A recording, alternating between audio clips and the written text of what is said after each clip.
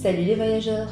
Aujourd'hui on se retrouve pour une nouvelle vidéo que vous m'avez assez demandé, à savoir celle du rôle de Zoro face à Kaido. Mais avant de commencer la vidéo, toi cher voyageur qui passe par là, je te vois. Abonne-toi pour faire partie de l'aventure Locose. Et surtout, n'oublie pas d'activer la cloche si ce n'est pas encore fait. Direction les 30K pour la fin d'année. Et pour ce faire, j'ai besoin de vous. Je compte sur votre acquis du liking, du partage et du commentaire. Sur ce, commençons la vidéo. Zoro est sans nul doute l'un de mes personnages préférés de l'œuvre One Piece, mais force est de constater que malheureusement son personnage divise les fans. Non pas qu'il n'est pas aimé de certains, mais les questions autour de son personnage, de son rôle, divisent la communauté. Entre ceux qui surestiment le personnage ou qui lui attribuent un rôle trop important par rapport à Luffy, ou encore ceux qui le sous-estiment et qui vont presque jusqu'à ne plus l'apprécier à cause des fans extrêmes. On est servi de différents avis. Seulement, ces avis ne sont pas toujours construits de la bonne manière et ne sont pas donnés respectueusement. Avant de vous donner mon point de vue sur le rôle de Zoro à Wano Kuni, retraçons son histoire. On en profitera également pour en faire de même avec le personnage de Kaido, et ce afin de théoriser sur leur futur commun. Il existe une part d'ombre dans le personnage de Zoro pour beaucoup de fans. Beaucoup attendent d'Oda un développement de l'histoire de Zoro et des révélations sur ses origines. Alors entre envie, théorie et analyse, quel serait le passé de Zoro? D'où viendrait-il? Et quels sont ses liens avec Wano Kuni? Nous savons que les origines de Zoro peuvent être mystérieuses comme le sont celles de Nami par exemple. Pour chaque Mugiwara, on a eu l'occasion d'avoir des bribes de leur passé et d'en apprendre plus sur eux. Si nous connaissons grâce à l'arc de Whole Cake Island l'histoire d'un Nakama du Monster Trio, à savoir Kurohashi no Sanji, l'arc de Wano Kuni pourrait nous apporter des réponses aux questions que les fans se posent sur l'épéiste Roronoa Zoro. En effet, l'arc Wano Kuni calqué sur l'ère Edo du Japon se voit avoir l'opportunité de mettre en avant les origines du second de l'équipage des Mugiwara. Et beaucoup d'éléments peuvent nous amener à nous faire croire que Zoro est un lien étroit avec Wano Kuni. Tout d'abord, Roronoa Zoro a énormément de points communs avec le peuple de Wano Kuni. Si nous pouvions penser que Oda aurait repris le Japon tel quel pour son manga, nous pouvons remarquer que ce n'est pas le cas. Wano Kuni est bien plus coloré que la plupart des lieux de One Piece, et cela va jusqu'à la couleur de cheveux des personnages que nous rencontrons durant cet arc. De plus, depuis l'ellipse, Zoro porte un kimono et les références aux samouraïs sont multiples, comme l'honneur, la dignité dont il fait preuve et le fait qu'il se batte avec des katanas, etc. D'ailleurs, il est possible que le personnage de Zoro soit inspiré du fameux Miyamoto Musashi, le plus grand samouraï de l'histoire du Japon. Miyamoto Musashi n'avait jamais perdu un seul combat de toute son histoire, une histoire qui nous fait penser à la promesse qu'a faite Zoro à Luffy après sa seule et unique défaite face à un épéiste et pas des moindres, face au beau et mystérieux Mihawk. Sans oublier que Musashi est l'auteur du style de combat à deux épées, le Nitoryu, un style particulier jamais imité étant donné la complexité de la chose. Mais nous avons droit à un Zoro qui surenchérit dans One Piece avec une troisième en inventant le Santoryu. Tout ça couplé au fait que Oda a affirmé que si Zoro existait réellement, il serait japonais. Il était même surnommé Mister Bushido par Vivi, sachant que le Bushido est le code d'honneur des samouraïs. Bien évidemment, cela est loin d'être suffisant pour affirmer que Zoro est originaire de Wano Kuni, et les arguments il y en a encore, mais j'en ai déjà parlé en vidéo, et ce n'est pas mon but de creuser cette théorie en particulier. On peut ajouter que la seule relation que Zoro pourrait avoir avec Wano Kuni, c'est son lien avec son maître Koshiro.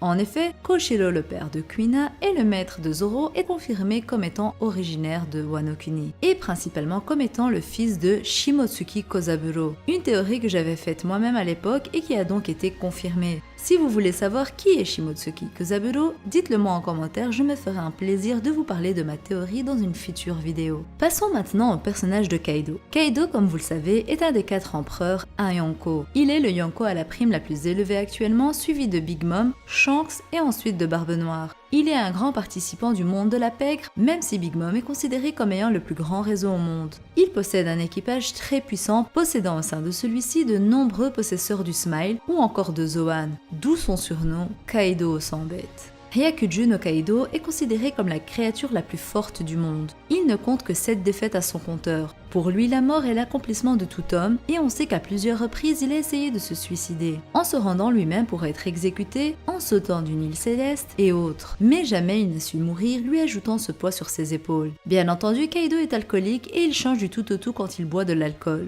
Et on peut remarquer à travers l'œuvre que ses envies suicidaires se manifestent quand il boit de l'alcool. De ce fait, on peut se dire que Kaido ne souhaite pas réellement mourir, et au final c'est logique quand on sait tout ce qu'il veut accomplir, surtout avec les événements actuels à Wano Kuni. ennemis. Kaido combat les fourreaux et a décidé de ne plus se laisser faire et de les prendre au sérieux. Ainsi, la puissance que va déchaîner Kaido est loin d'être une puissance qu'on a déjà aperçue dans l'œuvre. Si on a déjà pu entrevoir quelques coups échangés entre Yonko, nous n'avons jamais encore eu l'occasion d'assister à un vrai déchaînement de puissance de la part d'un empereur. La réputation des Yonko n'est plus à faire. Ils sont les plus forts du monde et surtout les plus dangereux. Kaido nous a toujours été présenté comme invincible en 1v1 et il est considéré comme une légende. Bien entendu, ce titre ne lui a pas toujours été attribué étant donné qu'il n'a fait qu'augmenter en puissance avec le temps. Le Kaido d'il y a 20 ans qui a été blessé par Oden et qui allait selon moi être battu par ce dernier n'est plus là. Kaido a changé, a évolué et est devenu bien plus puissant que ce qu'on pense. Beaucoup ont sous-estimé Kaido en voyant qu'il pouvait être blessé par les fourreaux rouges. Seulement,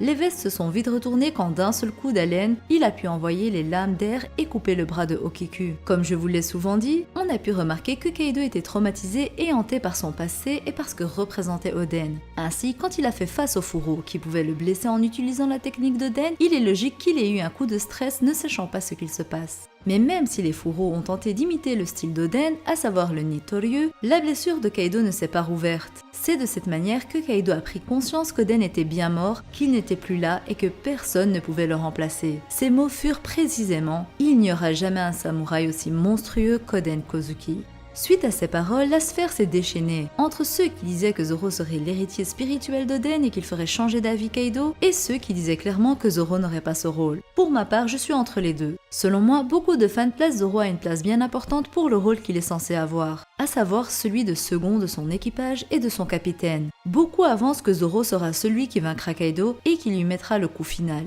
Mais j'ai envie de vous demander qui est le personnage principal de l'œuvre, qui est le capitaine des Mugiwara. Qui a dit qu'il allait battre Kaido? Beaucoup oublient que Monkey D. Luffy est le héros de l'histoire et qu'il est celui qui doit vaincre Kaido et non pas Zoro. Personnellement, je ne comprends pas toute cette hystérie des fans de Zoro. Zoro n'est ni le protagoniste, ni l'adversaire de Kaido. Ils ne se tiennent pas du tout à la même place, que ce soit niveau puissance ou hiérarchie. Kaido est le capitaine de son équipage et Luffy est le capitaine du sien. Ainsi, il est logique que ce soit l'affrontement entre ces deux derniers, sachant que l'adversaire de Kaido est clairement Luffy vu leur rêve commun. Luffy doit devenir seigneur des pirates et pour ce faire, il doit vaincre les empereurs. Si c'était son second, donc Zoro, qui devait vaincre un empereur, pour qui passerait-il? Bref, je ne suis pas vraiment d'accord avec ceux qui pensent de cette manière. Ils ont l'air d'oublier qui on suit à travers l'œuvre et surtout quel est le rôle de chacun dans le manga. Concernant le fait que Zoro soit reconnu par Kaido comme étant un samouraï monstrueux, je suis mitigée. Premièrement, Zoro n'est pas un samouraï mais un épéiste. Rien que cette appellation change tout pour moi dans ce contexte.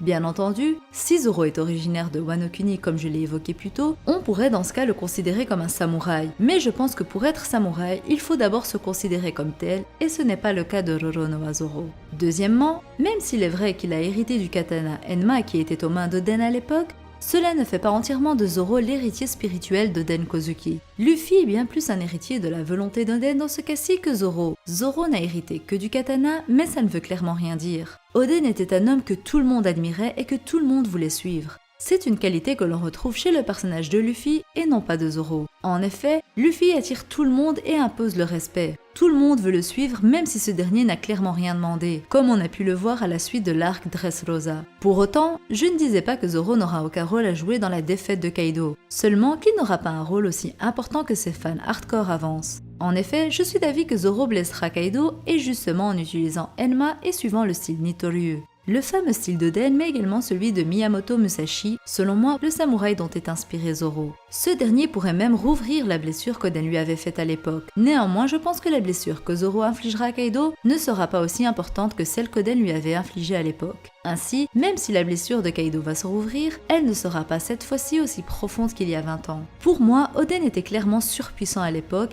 et s'il n'était pas mort, il aurait sans doute pu atteindre le niveau Yonko à l'heure actuelle. De ce fait, j'aime penser que Zoro ne le surpassera pas, du moins pas dans l'arc actuel. Surtout qu'il faut prendre en compte le paramètre augmentation de puissance de Kaido. En effet, comme je vous l'ai dit précédemment, Kaido n'était pas aussi fort il y a 20 ans qu'à l'heure actuelle. Ainsi, il paraît logique que Zoro ne puisse pas le blesser aussi profondément qu'Oden l'avait blessé il y a 20 ans. Sachant également que Zoro ne maîtrise pas encore le Ryo avancé qui est la seule manière de blesser Kaido. Ainsi, c'est une technique qu'il va apprendre sur le tas comme l'a fait Luffy avec Hyogoro. De ce fait, son power-up ne sera pas complet dans cette guerre. Il est clairement impossible que Zoro maîtrise aussi facilement le Ryo avancé au point de blesser profondément Kaido. Ainsi, même si Zoro va blesser Kaido, ce ne sera pas un frein pour Kaido. Bien entendu, la blessure qu'infligera Zoro à Kaido sera bien plus importante que certaines blessures qu'ont infligées les fourreaux. Mais Kaido, qui est considéré comme la créature la plus forte du monde, ne sera pas freiné et affaibli aussi facilement. Encore une fois, ce sera le rôle de Luffy de vaincre Kaido et non pas celui de Zoro.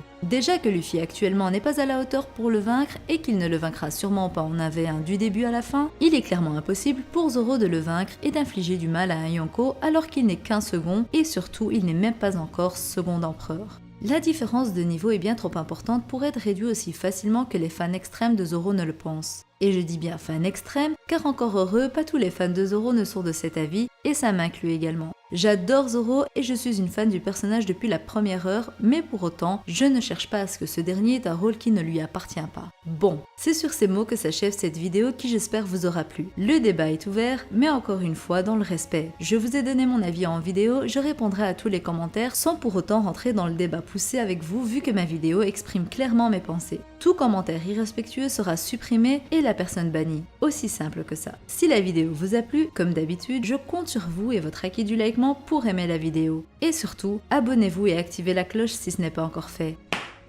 Et si vous voulez voir mon cosplay de Luffy, rejoignez-moi sur Instagram. D'ici là, à la prochaine. Bisous!